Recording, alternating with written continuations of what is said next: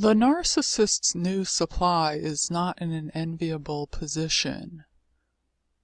The narcissist's new supply is an abuse victim, no more and no less. They have entered the 10th dimensions of hell, and they're going to be sitting around scratching their head, going, why did he do that? Why did he say that? Why did he ignore me on Valentine's Day? Why did he try to create a conflict? Why did he do this? You know what I'm saying? They're not in an enviable position. If you were in a long-term relationship with a narcissist and they dumped you like a bag of hot potatoes, like a piece of garbage, and then went on to a new supply, yeah, they only did that for the sting factor, but the new supply is not in a more enviable position. They're just another abuse victim in the long line of abuse victims and trail of bodies that the narcissist is going to leave behind them in their wake. So, getting upset or, getting emotional over this person, or thinking, is this person is better than me, or they're doing something I'm not doing.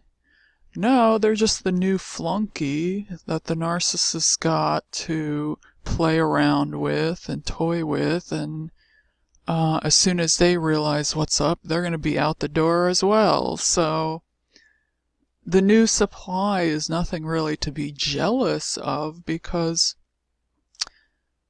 they're going to get dogged out and abused just like anyone else the narcissist comes into contact with. So it's not anything to be concerned about. They're just using social media as a platform to abuse other people. They're abusing the new supply. They're using the new supply as a pawn to then abuse past and prior girlfriends or toys that the narcissist played with. And every person that enters the narcissist's life is just a pawn for the narcissist. They're not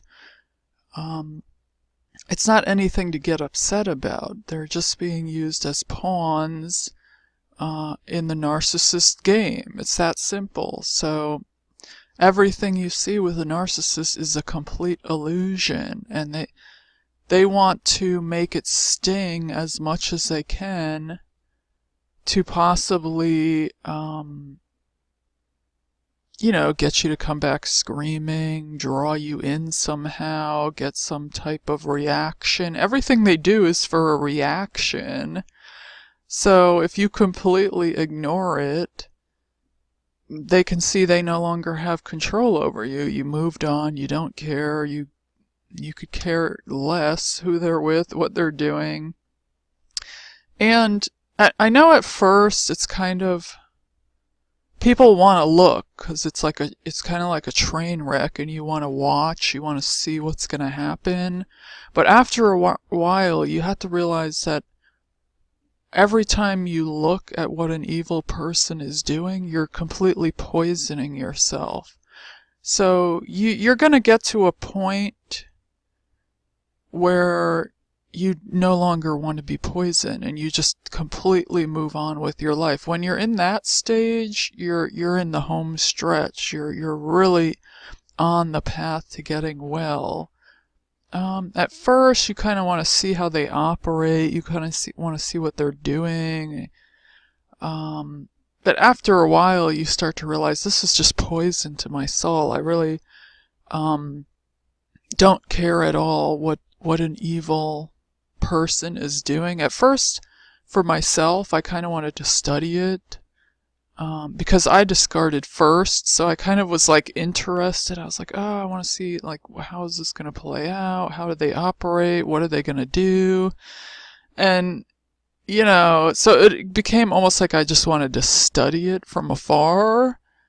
But then I just realized this is just toxic poison. It's literally taking cyanide every day if you continue to do it. So I just completely stopped. Like, I just went off social media, and I just said, you know what, for a year straight, I'm just not gonna go on there. I'm not gonna go. I have no plans to go back on, but that was just kind of like my time frame where I thought, wow, that would be amazing. I want to see how my spirit changes, how my demeanor changes, how much better I feel. And I mean, it's only been like 5-6 weeks. I went off at the beginning of the new year, and I just continually feel better and better and happier and less anxious. So I highly, highly, highly recommend getting off social media, and just don't look at the train wreck, because as soon as you understand their ways, you don't really need to know anymore. Once you got the whole pattern down of what they do, you don't need to continually torture yourself by looking at what an evil person is doing, because it's literally it makes you sick to your stomach. So you just reach a point where you're like, okay, I understand how they are, I understand how they operate, I don't need to be concerned with that anymore. And then you're really gonna just blossom in your life and blow up, and everything's gonna start going your way.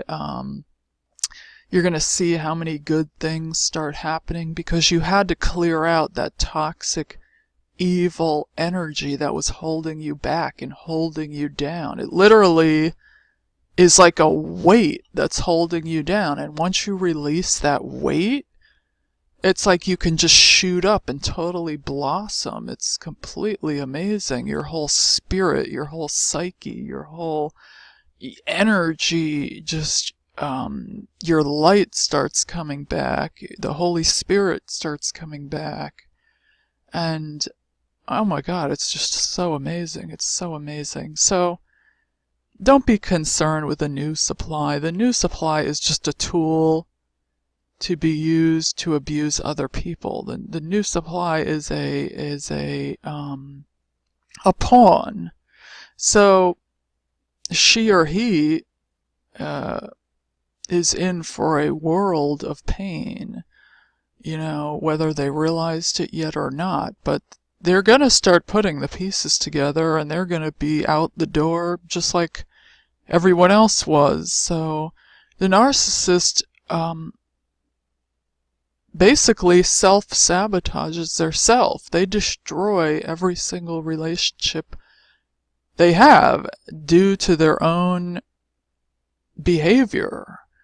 So the narcissist, it's kind of hard to take them seriously or have any sympathy for them, because everything that happens to them is due to their own actions. They caused all of these things to happen. They caused all of these people to leave. So how can you feel sorry for a person that does the same thing over and over and over again and doesn't change? You can't help a person like that. So the new supply is not in an enviable position. They are just another abuse victim on the narcissist's path of destruction.